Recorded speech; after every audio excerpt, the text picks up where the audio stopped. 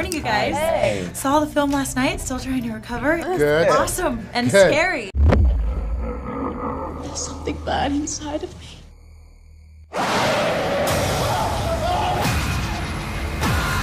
And I'd love to know what was y'all's initial reaction to the script and what drew you to the films, respectively.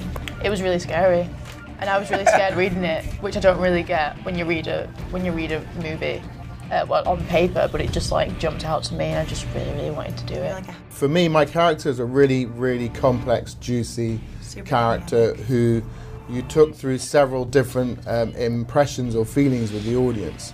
And then, you know, you start off as this sort of reasonable man and you end up as this sort of totally crazy, nutty scientist at the end. Don't look into her eyes. Don't say anything to her. She's very dangerous. What isn't appealing about that?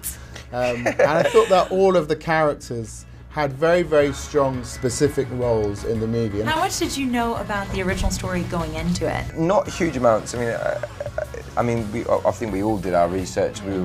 We sort of had a 2-week sort of rehearsal period to begin with, and we all kind of discussed the original experiment. So you talk about discussing it. What was that collaborative process like between you guys and the director and the writers? Can you talk a little bit about what that was like? We had a lot of opportunities beforehand.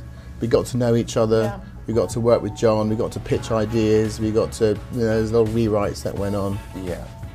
But yeah, it was very, right across the board, it was non-stop a very collaborative experience, if you know what I mean. So I think that was, again, very attractive for all of us, kind of when you meet a director who's open to new ideas and is like, he's an open book. He kind of welcomed, he welcomed and he pitched in.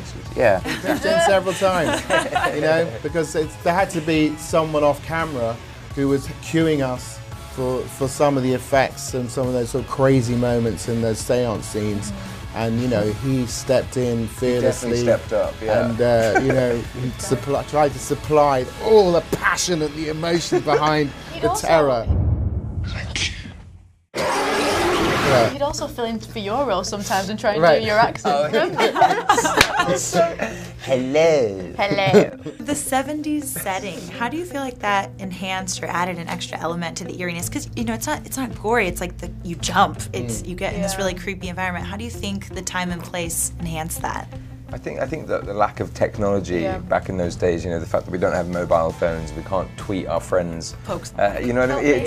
I think it makes for the lack of communication, and the fact that we are kind of isolated completely in the middle of nowhere adds to the real drama, and I just think there's something about being in the 70s, there's something about that era that is sort of so far back that it kind of feels quite, I don't know, spooky.